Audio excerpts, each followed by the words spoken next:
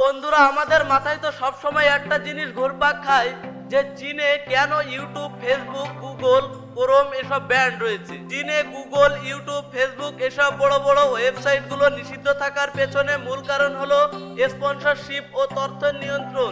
চীন সরকার তাদের দেশের ইন্টারনেট ব্যবস্থাকে কড়া নিয়ন্ত্রণ, the great firewall of China নামে পরিচিত এই ফায়ারওয়াল গুলোকে চালু রেখেছে। এর মাধ্যমে তারা বিদেশি ওয়েবসাইট গুলোকে ব্লক করে দেয়। এর পেছনে বড় কয়েকটা কারণ রয়েছে, চলুন সেটাও জেনে নেওয়া যাক। প্রথমত, তথ্যের নিয়ন্ত্রণ। চীন সরকার চায় না তাদের নাগরিকরা এমন কোনো তথ্য পড়ুক বা দেখুক যেটা সরকারের নীতির বিরুদ্ধে যায় বা রাজনৈতিকভাবে সংবেদনশীল। বিদেশি সোশ্যাল মিডিয়া যেমন ফেসবুক, ইউটিউব এগুলোতে সরকার নিয়ন্ত্রণ রাখতে পারে না।